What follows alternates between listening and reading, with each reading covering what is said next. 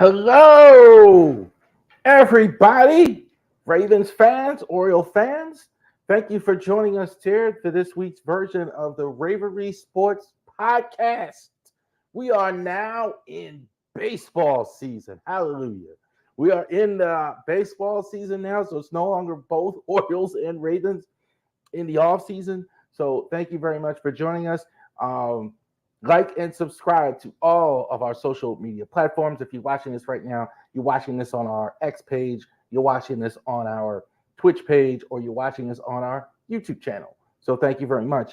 Also, too, you replay gang here, you're going to be watching this on our Facebook. Still going to be playing it on Facebook. More Facebook, again, products and things like that. Instagram as well, making those platforms a little more diverse.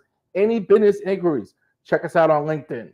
Okay, as well. If you want to order any products, absolutely feel free to reach out to us on our LinkedIn channel, on a LinkedIn page rather, as well. ravorisports.company.site, point and click, real easy to do. So you can go on the website, real easy to do. Go ahead, point and click and go on there, and you can buy products right there. We'll send it out for you that very day. As soon as we get the order, we have been sending those out for people who have been ordering. We're going to go ahead and send those out as well. Also, to ravorisports@gmail.com. Hit me up right on that if you want to go ahead and do that on that page as well. Now, also other business, Harris Legal Shield. All right, so it's C. Charles Harris. We are LegalShield.com. Definitely check us out there. Value is tremendous. Business owners, don't miss out on this. Don't miss out on getting this tremendous value for legal insurance for your business. A small monthly thing that you could do that could save you a ton of time in court. They can help you collect money if you need it, save you a lot of time. Those of you out here, parents, if you're looking for that, if you're looking to get a will, absolutely. I have a family member recently has a business that they're starting, helping them. That's the Legal Shield is helping them with the business and is helping them with family matters. So the value is just great for that. Definitely check that out. Genesis Notary Services /Facebook.com. So definitely check it out there as well. If you don't know, I don't say this one as much. So somebody else did reach out to me. It's GNS it's gnswinchester@gmail.com. Somebody reached out to me on the email, which is fine as well. So definitely check that out. If you live in the Shenandoah Valley area, notary business is growing. I was really busy tonight with that.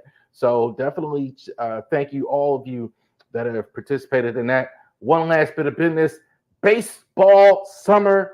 This is going to be really good this year. We're gonna hopefully have some player interviews for the first time, and really talk about a lot of the minor league teams that involve the Orioles and the Baltimore area. So definitely check that out. All right, let's get to the business.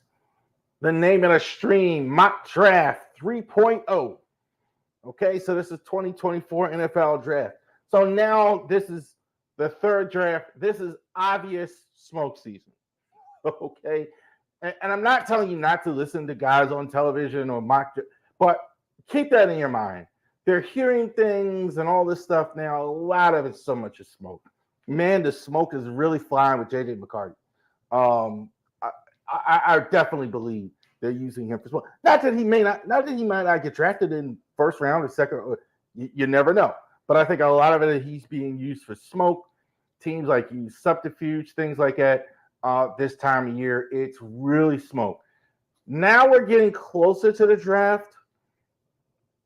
Give it about another week or so, and now you can kind of more really read the tea leaves with teams. Really what they're thinking, guys they like, guys they don't like, because now it's time to go ahead and make a pick. The smoke is you still have some, but you're kind of hearing things right before the draft, or players kind of sense it, etc. You'll kind of hear that. So let's go with mock draft 3.0. A lot of it at the top is going to be the same. Caleb Williams, apparently he's going to visit the Bears, and I read somewhere where It's a rumor that they're going to give him a key card. They're going to go ahead and meet him with the coaching staff, go ahead and give him the playbook. I think this is a done deal, Caleb Williams. It would be old school to just go ahead and start negotiating, announce it if you made it up. People don't kind of like teams. This is kind of anti the way players and teams think. But however, they can announce it if they want. Like you're picking first, right? So they don't have to. There's no really subterfuge. That's kind of anti the way athletes and teams and think at all time. The value. But like they can announce it if they really want. Sticking with Jalen Daniels at 2 for LSU. I'm hearing a lot of Drake May for the Commanders. I don't think it's Drake May. I think it's Jaden Daniels is the number 2 pick. I really think the fit with Dan Quinn and Cliff Kingsbury is there. I think the only way it is Drake May is they really have a higher grade on him than Daniels. That's not impossible that that's the case. I don't think it is. I think those two are about the same, but but that is possible. Patriots, I see their name in trade a lot. You never know. I doubt it seriously. Here's why I think it could be trade, unless again they don't like Jaden Daniels, which I think is a lot of smoke going on. It is possible if the Commanders actually do take Drake May and they don't like Jaden Daniels, they might trade down. If they like McCarthy or one of the other quarterbacks, I don't think that's going to happen. I do think it's going to be Drake May there. And I do think it'll be Jaden Daniels if he's there. I do. I don't think they're going to do that. But it's not out of the realm. I think there is a group of people that think Drake May is much better than Daniels, et cetera. I'm not in that group. I don't think a lot of the league is. I think Daniels was sensational. I thought last season he was better than the other 2 quarterbacks there. Marvin Harrison, I think, is 2. Marvin Harrison, I think, is there as well for the Cardinals. I don't think there's any question about it. We're going to do a big board. Marvin Harrison is tremendous. I don't think there's any question about it. Roma Dunze, seeing a lot of Malik Neighbors. This was the one I almost changed. I think there is a buzz that Malik Neighbors is better than a Dunze. I don't know if that's. I think Jim Harbaugh likes him better. Would like him better than Malik Neighbors. I do think that is actually the case. So I'm going to stick with Dunze. I think he's a Harbaugh type player. I don't at all buy the talk I'm hearing about, okay, well, he's not going to take a receiver. That doesn't make any sense. He's doing exactly what the Ravens are doing. The Ravens are always in the draft taking a receiver. I mean, they signed Ben Mason today. They signed Ben Mason yesterday. They're signing Raven player. They had JK. Yeah, so they're going to take. They definitely would take a wide receiver. Malik Neighbors. I think the Giants is causing a lot of the smoke. I think they're dying to take a QB. I think they really would. I don't think one is there for him. I don't think it is, unless they actually are going to trade back. I could see them trading back or trying to trade up more than any of these teams in this group. I think everybody else here, I don't think they're dying to do it. I think everybody else is pretty set. Giants going to be a wild card here. I think if they stay there, it's Malik Neighbors. I think they probably would stay there, and they're going to get an outstanding wide receiver. Get Daniel Jones some help. I mean, I think that's the thing. Joe Alt for Notre Dame, Tennessee Titans. I think the Titans are going to take a tackle. I think that's extra stone. Alt possibly could go earlier. That is possible. I could see the Chargers or the Giants taking him. I don't think that's going to happen. I think Alt goes 7. He's easy to me watching him, the number 1 guy. Dallas Turner, once again, outside linebacker for the Atlanta Falcons. Best defensive player in the draft at the best position. I like him. I don't think he's an 8 Hutchinson. I don't think he's up there, but I think this is pretty high. This is pretty high spot. Number 1 defensive player in the draft, in a draft where you're going to mostly offense in round 1. I like Dallas Turner. I think he's definitely the best. I think he's the surest bet of the pass rushers. Not the highest upside, but the surest bet. Jared Verse up now for the Bears. I think they definitely could take defensive end. again, I don't like the verse as much as Latu, but I do like him some. I do think this is probably where the Bears go. And again, I think they could take a little bit of a roll of the dice. I mean, obviously, you got 2 first-round picks. I think this is probably, again, kind of in the mold of Dallas Turner. Pretty sure bet here, taking a Jared Verse here. Will he be Lawrence Taylor or whatever? I don't know. He'll be a solid pro. I don't think there's any question about that. Brock Bowers, I think 10 for the Jets. Bowers, I think, has top 5 talent. I don't know if there's a spot for him. I don't know if the Jets pass on him. I think also, too, with the Jets, they went ahead. They've been looking at tackle. I think they've had 2 defensive tackle. They signed Morgan Moses. They signed Morgan Moses. They signed Tyron Smith. So I definitely think that is something maybe they're not looking at right away in the first round. Bowers is going to be tough to pass on for somebody. He's really, really a top 5 talent. Terran Arnold, cornerback for the Vikings. I think this is now we're going to run on some quarterbacks here. I think Terran Arnold is really, really, really good. I think he's the best corner in the class. I think this is cornerback class not as good maybe as last year's was, but recent years, but he's pretty good as well. I like him in the first round for the Vikings. The Vikings definitely they need help in a lot of different areas. The Vikings here. Bo Nix for the Broncos. Some people saying this isn't going to happen. I'm not buying that. I'm still not buying that. I think here's the thing here with Nix.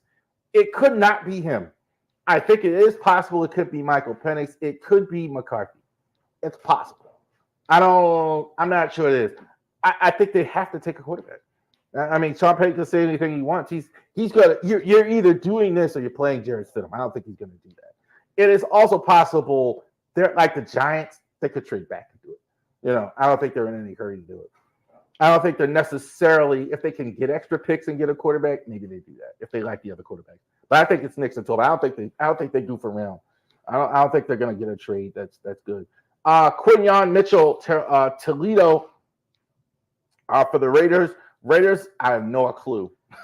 You never do what they're going to do. Mitchell, I think, is probably the best defensive player. Could they be looking at a quarterback? Maybe. I think this is a little bit less. They went ahead and paid Gardner Minshew. Aiden O'Connell, I think they're still looking at. I think this is probably the best defensive player on the board, one of them. I think they go ahead and do that. Talise Fuaga for Oregon, for the Saints. I think they have a right tackle spot. I think this guy kind of can play right away at right tackle as well. They might play him at guard. I don't know, but I think they have a right tackle need. So definitely you could plug him in right away. Nate Wiggins for the Colts. That's definitely a weakness for them. They definitely need a corner. I think you get one of these 3, you should be happy with that. Again, Ballard and Irsay, God only knows. I mean, they should be looking at help too. I think at wide. I don't think they're going to sign a wide receiver. I think that's kind of not their thing. They kind of always, in a lot of ways, go defense line trenches. They kind of like stay away from like skill positions really early, for whatever reason, with that team. Seahawks, Olu Fashanu for Penn State. Technically sound as it gets. I think maybe the most technically sound guy. Love his bend. I think he fits in great with the Seahawks as well. Again, that right tackle need that they have. So definitely a need that they have to go ahead and get in. Definitely a guy they can go ahead and develop. Jerson Newton for the Illinois, for the play for the Fighting Illini for the Jags.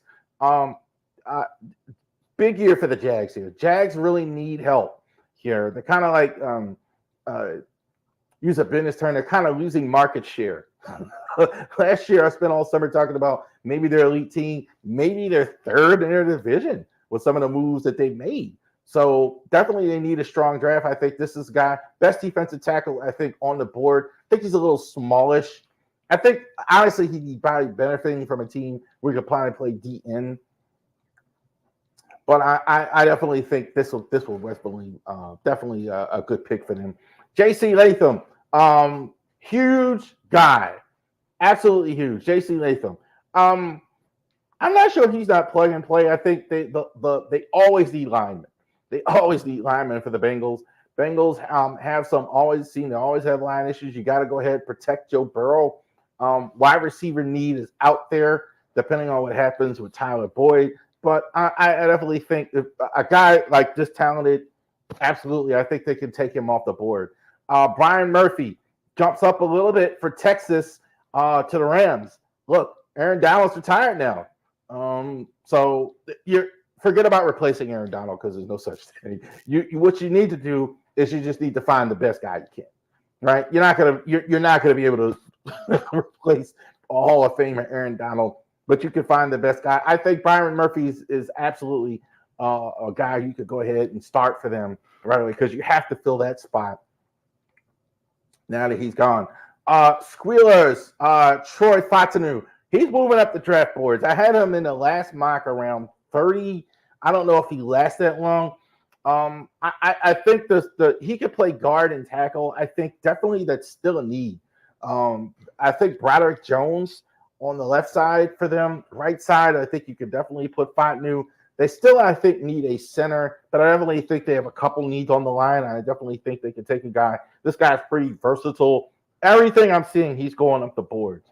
So I think the Squealers might take him at 20. Latu, I think, is my favorite DN, edge rush, whatever you want to call him in this draft. I think his upside is tremendous. I think his speed is tremendous. I like everything about him I've seen. Like every time you watch him, guys cannot stay in front of him. Excellent, ultimate speed rusher. I think he's thing. I think he's fantastic. Had a serious neck medical issue diagnosed. Possibly it was misdiagnosed. This is why I think he's going way below Verse and this is why I think he's going below Verse and Turner because I think that's going to scare teams off. I don't care what anybody says. When teams see a serious medical issue, they drop him on board. Talent wise, I don't think that I love him. Love him. So I think definitely he's outstanding. I think the Dolphins would love to get him at 21. I don't think the Dolphins do anything with quarterback despite all the rumors. I think Tua, they're going to stay with him for a little while. You may get an extension soon. I think they're going to extend him. I don't think they're going to do anything there. Jackson Powers Johnson, Oregon, 22 for the Eagles.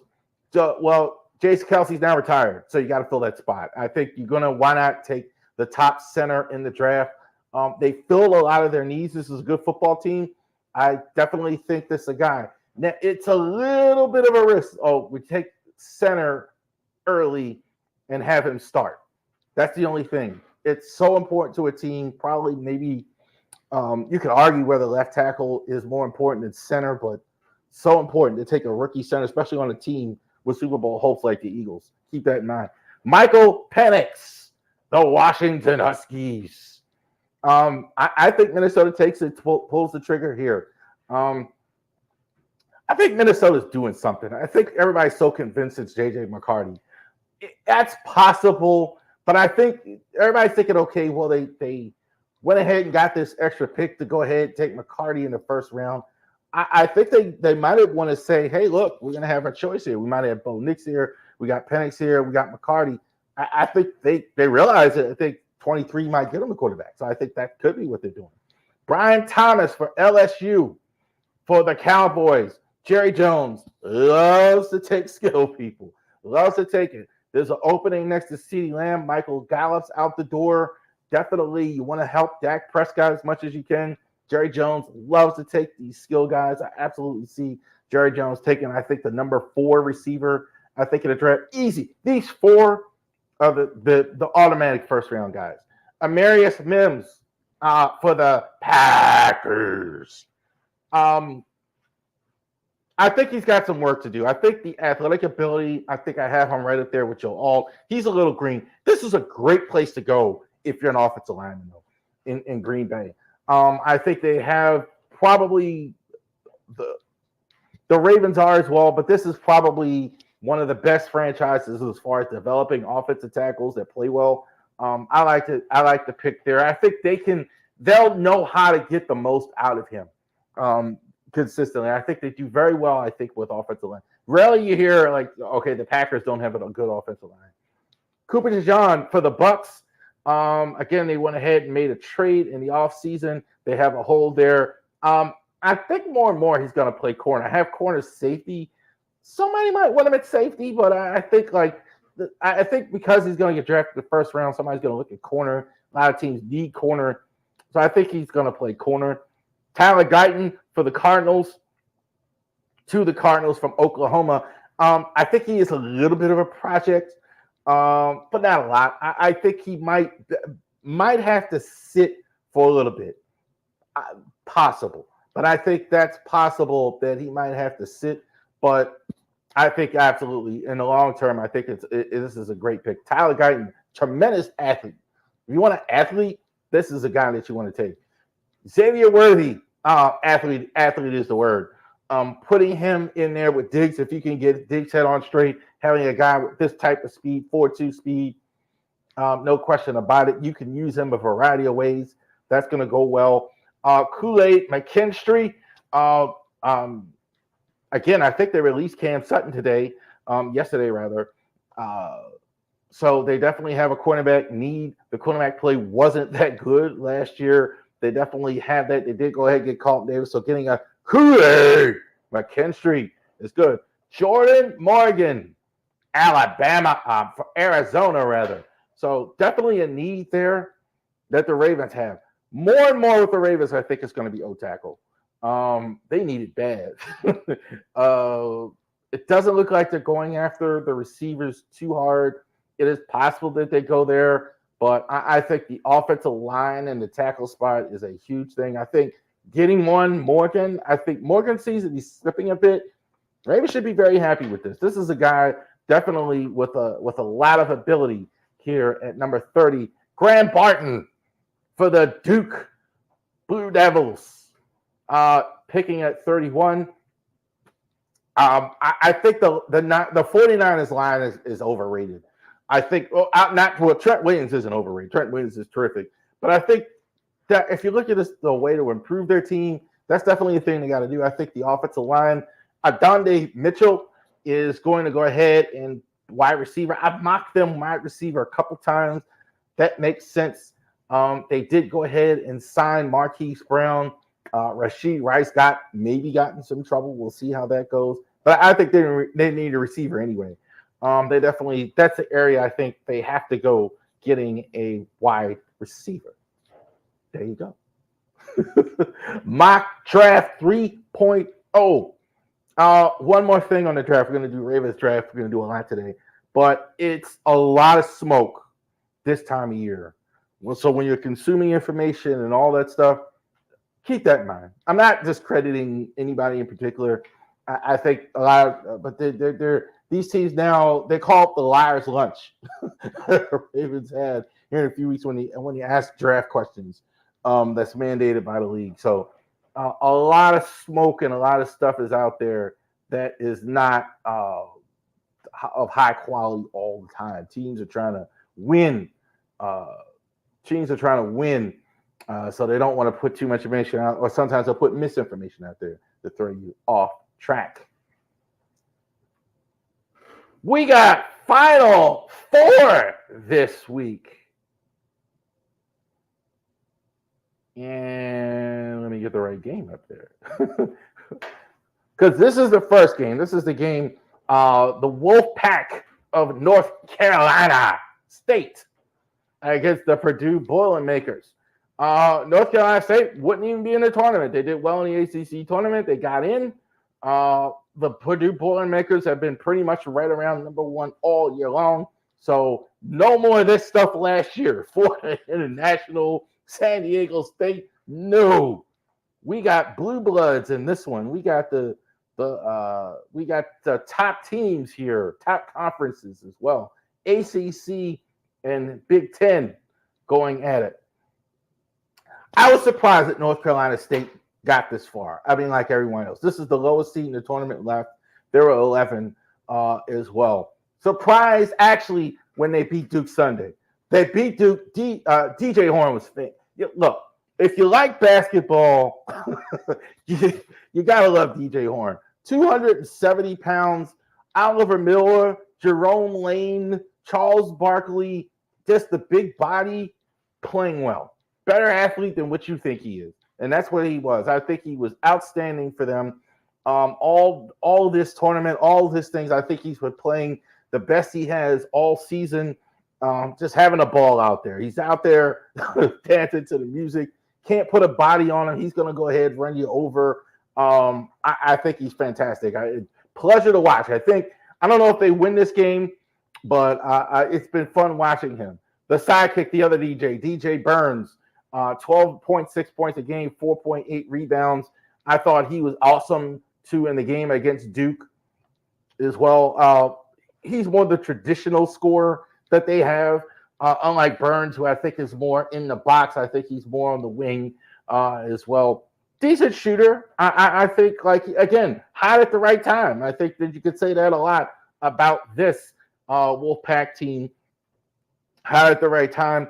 Daria is the leading rebounder for them, about 6.5 points. So Burns kind of gets the scoring done with the big body, and this guy kind of does the rebounding for them as well. They're going to need rebounding in this game because the strength of Purdue is obviously their size and their ability to get things done here. The size I'm talking about is this guy, Zach Edey. Zach Edey, oh my goodness, against Tennessee.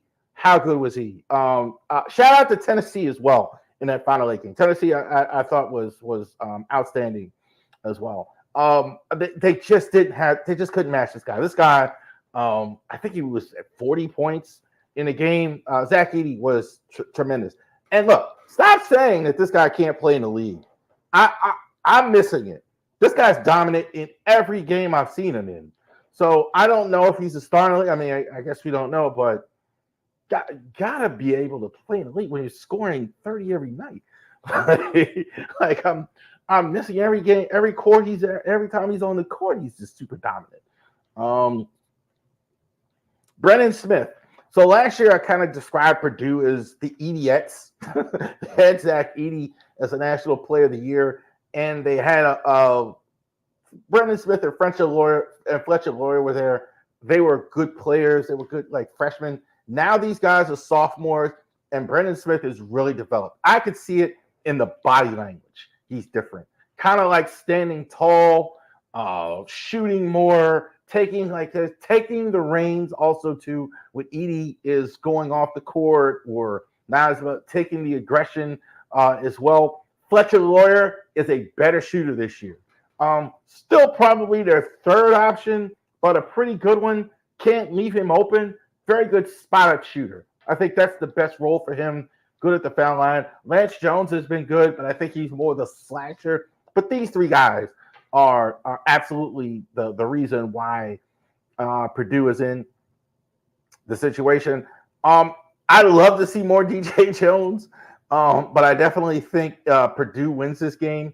I think Purdue probably wins the whole thing as well. A lot of people like UConn. There's a lot to like here. UConn's really good. But I like Purdue in the game. We will see if they get to the Final Four.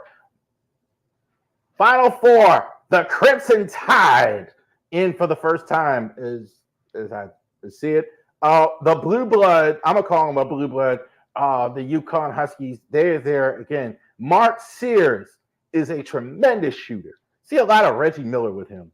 I used to like to watch him every game. I mean, he kind of runs you to death with the screens and then pulls up and finally he's a guy like you see him. He's like, you wonder why, well, how do they keep leaving him open? How do they keep leaving him open? He's running these guys out. He's running the screens. He'll run you to death, and he's getting open as well. Aaron Estrada, 13 points a game. So he's kind of the right hand. He's kind of the cutter.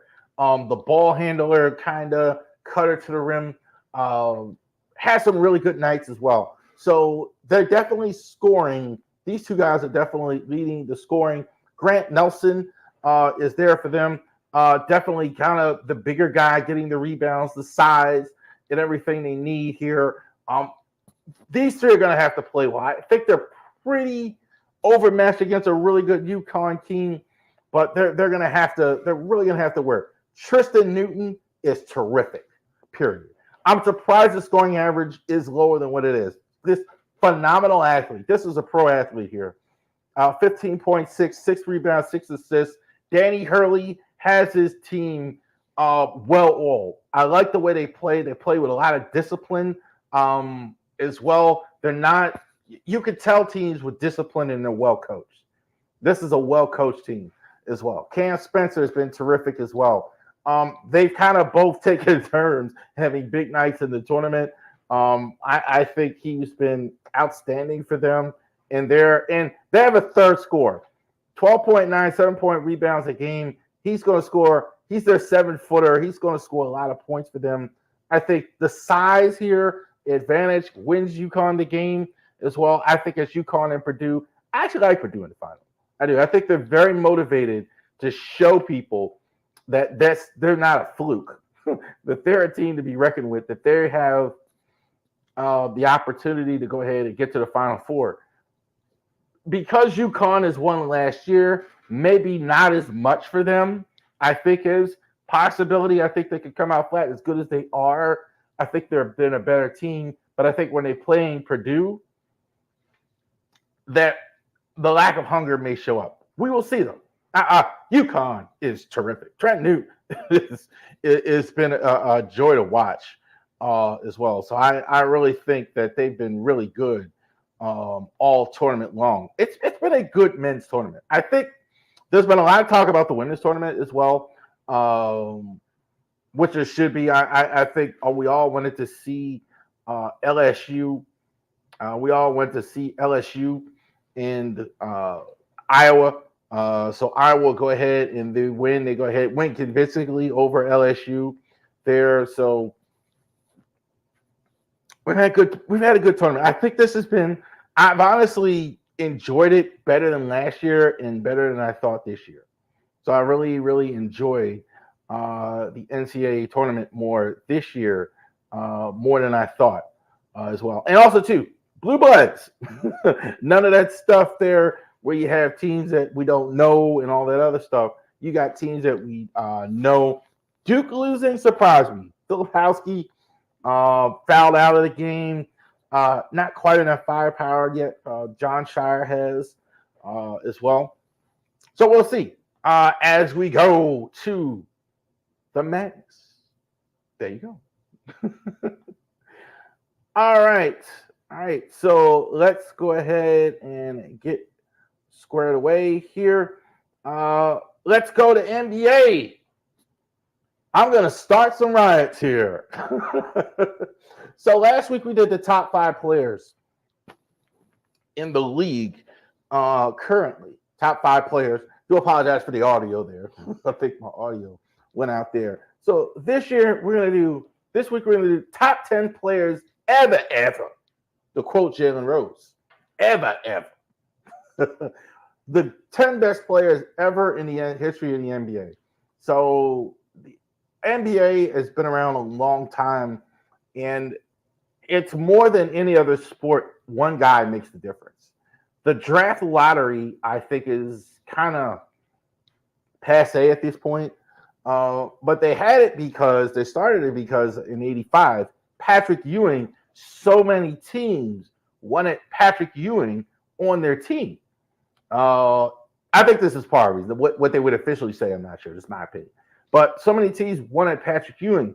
When you had a center at that time, it kind of changed your whole team. All of a sudden, you had a great team, etc.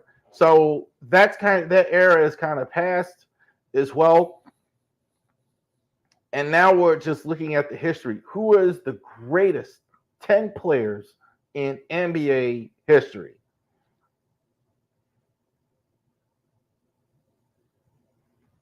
All right, number 10, the greatest shooter God ever created, Steph Curry. I don't think there's going to be debate, obviously. I think Steph Curry's changed the game. I think this is why you got 7-footers. This is why Zach Edey can't play maybe in the league, because he doesn't shoot the 3 all the time. Because you got 7-footers like Jokic and Jokic and Giannakupo and these guys shooting from the outside. That's what they want. And they want to shoot because this guy is awesome. All due respect to Reggie Miller, Larry Bird, anybody else, the best shooter I think in NBA history. I'm putting him in the top 10. He's been the best player in the last few years as far as the franchises go. Warriors, you can make a case he's been every bit as good as LeBron James. I don't think he's been quite as good as LeBron, but definitely top 10 of all time. I'm going to put Steph Curry number 10. Number 9, the Akeem the Dream Olajuwon. He's doing it right there on Patrick Ewing. Gave him the blues all the time. Dream shake. Best footwork you ever seen for a center. And not this era of the hybrid center, but I'm talking about low post footwork, moving his feet, agility, going to the hole. He could rebound and do all that stuff as well. So there's no question about that. He's going to get you his 12 rebounds. He's going to do all the work. He's going to block shots. He's an outstanding defender. That's why I like him better than a lot of centers. He defended very, very well, but he was like unstoppable on the offensive end in a lot of games because of his dream shake, his footwork. A lot of times he just looks so much quicker than a lot of centers in an era of really good centers. You see Patrick Ewing there, played against David Robinson, Shaquille O'Neal. So I was very impressed. I definitely have to put him in the top 10. Akeem Olajuwon, number 9. Going way back to Oscar Robertson. This guy almost averaged a triple-double his whole career. Like, just phenomenal. I mean, I think definitely if you want to say he's the greatest player, this definitely is. Definitely won a championship with the Bucks. I think he's a terrific player. All around, I think there's nothing he didn't do well on the court. When I see like a Shea Gilgeous-Alexander, that's kind of what I'm seeing, like an Oscar Robertson, a guy like that who did everything on the court so well. So definitely I'm putting him in the top 10. Absolutely one of the greatest players to ever play, Oscar Robertson. How many championships do you want to count? I think my dad, if he's ever watching this video in heaven, he'd be so angry if he didn't see this guy in the top 10. He gets there. Bill Russell, I think, was the greatest winner in the history of the league, and that includes Michael Jordan. I think 11 titles in 13 years says it all. Celtics just won it every year, period. They beat the Lakers every year. I don't think there's any question about it. This guy was at the forefront of it. Not as great an offensive player as a Wilt Chamberlain was for his whole career. I think kind of like probably, but you look at the whole game, the offense and the defense. Great defender. Leader of the team, became a head coach for the last year when Red Auerbach retired. They just didn't lose with Bill Russell in there. They just didn't. So Bill Russell, I think definitely is top 7. I think probably the greatest winner of all time in NBA history. My favorite player of all time, the captain, Kareem Abdul-Jabbar. He's not just here because he's my favorite player, which he is. But the sky hook was unblockable. I think he was the all-time leading scorer for over 20 plus years. I think he was a tremendous offensive player. Shot the ball well for a big guy. Definitely played in the low post. Perfect for the Lakers. When they did the running gun a lot, what did you do? Half court, that's where it's going. Down in the post, Kareem. And you just couldn't stop him. Probably LeBron James is coming on that now, but the best player I ever saw at 38, 39, 40 years old before LeBron James. He was very dominant, very late in his career. So yeah, he was tremendous on both ends. I think he's always been underrated. Kareem. I think this is my all-time favorite player. The captain, Kareem. Oh, we already talked about that. Number 5.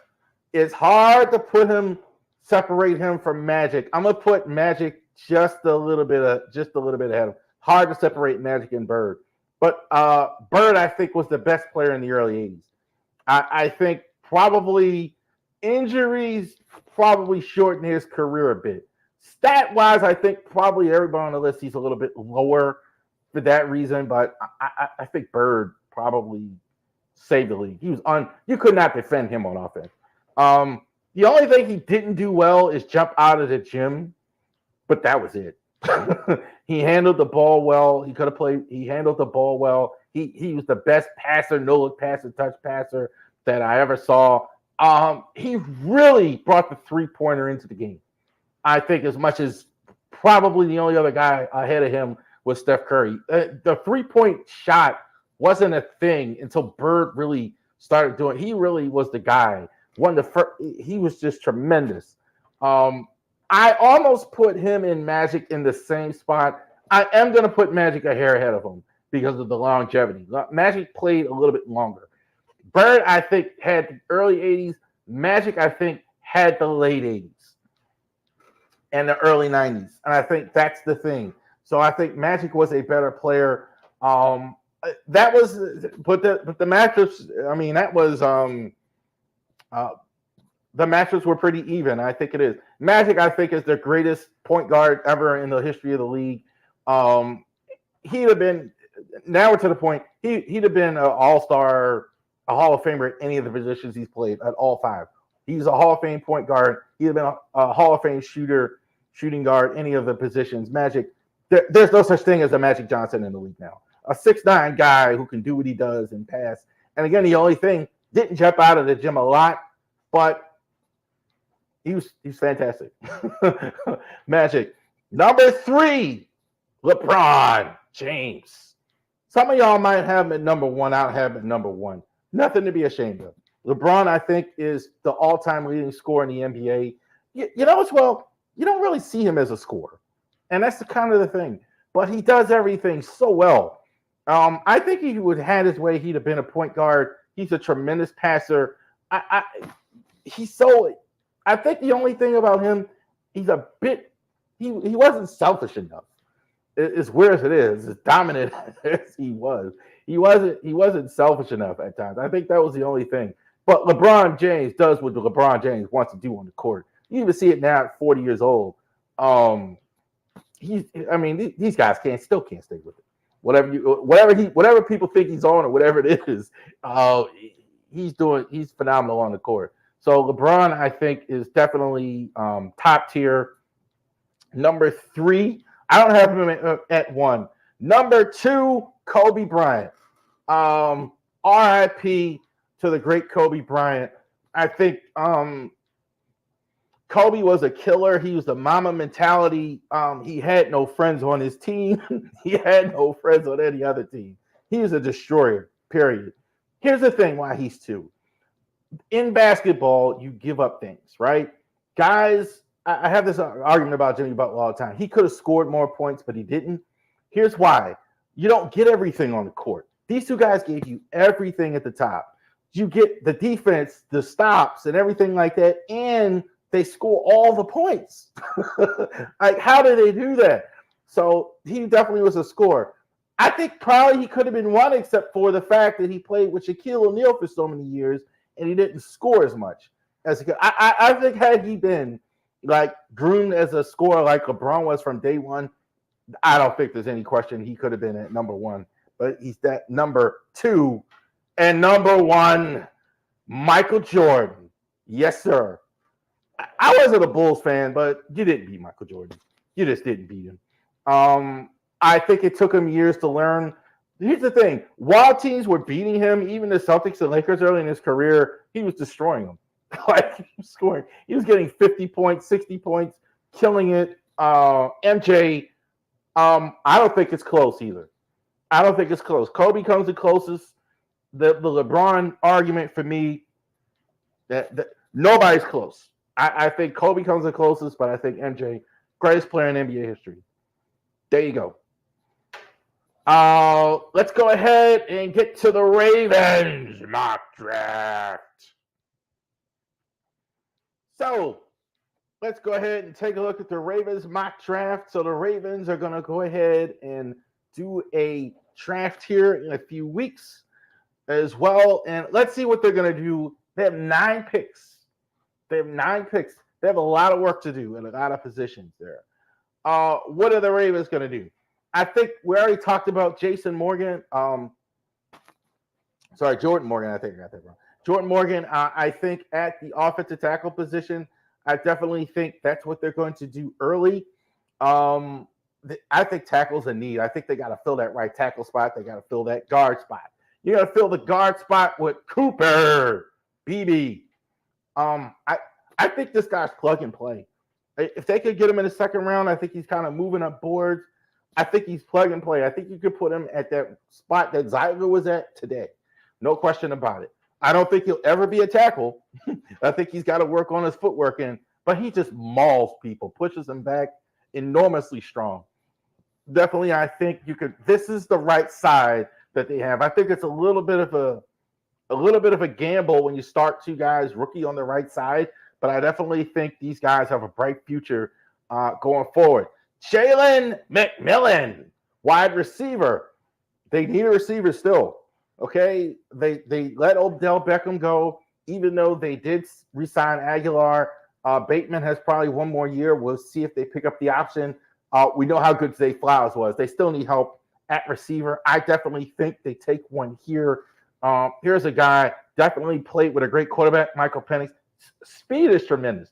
He's again in this round. He's not a polished route runner on the outside. Definitely, you got to use him the right way. But definitely, I think you could definitely put him in the slot, and definitely he could help you immediately as well. Tommy Eichenberg. I love him. I said that a couple times. The nose for the football. Some guys just have it. Some guys can go to the football. Some guys can go ahead and do that. He absolutely can do that. I definitely think, again, he's in the competition with Trent Simpson. If you go ahead and draft him in the fourth round, they signed Chris Board. They signed Malik Harris. So they're not handing it to Trent Simpson. I think he's probably first on the depth chart, but this guy can absolutely become a starter. I don't think there's any question about it. Audric Estime, running back from the Fighting Irish of Notre Dame. If you miss Gus Edwards, this is the guy you like. This guy is a bowling ball, period. Runs over people, great size. Look, when you're picking in the fourth round, you're looking for a guy with this type of skill set. Definitely can run over people. If you're looking for a guy shifty, catch the ball out of the backfield, do all that, no. He's going to run over somebody. He's got great speed, too, for a guy's size. Not quite a Jamal Lewis, but kind of more that than I say a Jerome Bettis or Christian Okoye or something like that. Quick enough. Not super shifty, but big and got some good speed. So definitely impressive. Jalen Simpson, I think, is an excellent nickel corner prospect. I definitely think for what he did at Auburn, I think definitely looking at him at nickel corner, I think is absolutely a great idea. I definitely think that he's somebody that the Ravens can look at and put in that spot. Special teams as well, changing the kickoff, absolutely somebody that the Ravens can look at. Here's a guy, maybe he redshirts. What a difference he made in the national championship picture, not having Jordan Travis. Arm strength isn't great. I think, again, you want to take a guy like a Lamar Jackson there with the speed and everything like that. I definitely think they got to do something at backup quarterback. So definitely a guy. Why not take a guy developmental late that could kind of work in your system, learn things, a lot of upside, played in a lot of big games, had a good season last year as well. Trey Taylor, love him at the line of scrimmage. They could move him to linebacker. I could actually see a team. The more I've talked about him, the more I could see a team doing that, moving him to linebacker. But he was excellent because he is a little undersized, which is why he's back this far. But I think it's round 7 as well as round 6. But I absolutely think he can absolutely do some things for them. Marcus Harris for the Auburn. So definitely having a teammate for Jalen Simpson on the team. I definitely think they could definitely go in this direction, getting some defensive line depth. I think that's definitely. And definitely here's a guy, maybe you stick him on the practice squad for the year. For that, I definitely think Marcus Harris kind of fits that 3-4 mold that the Ravens like. There you go. Ravens mock draft. Line is essential. Line is absolutely essential. Absolutely essential. Absolutely essential. I think they like to get a receiver, but I definitely think, from what I'm seeing, and I'm just watching the TVs, what they're doing, they're definitely looking at linemen. No question about it. I think that's definitely the route that they're going, looking at offensive linemen. One more segment. So we had opening day. Some people said this was the greatest opening day that the Baltimore Orioles ever had. And I might agree with that. I think that when you have new ownership, you saw the videos, it's a new chapter for the franchise. You have a very good team. You had an ace closer, you had an ace on the mound, high expectations, and the team delivered. I mean, the Angels didn't even belong on the same field with the Orioles. The bright spot was Mike Trout. I think a lot of fans wanted to see Mike Trout. I mean, if you never saw him before, he did hit a home run early, and I think that's about pretty much was the extent of it that they had.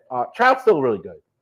It's a shame that he's not going to win there. I mean, certainly the Angels are having problems. I mean, they called a team meeting like after 2 games, the Orioles beat them so bad in the first 2 games.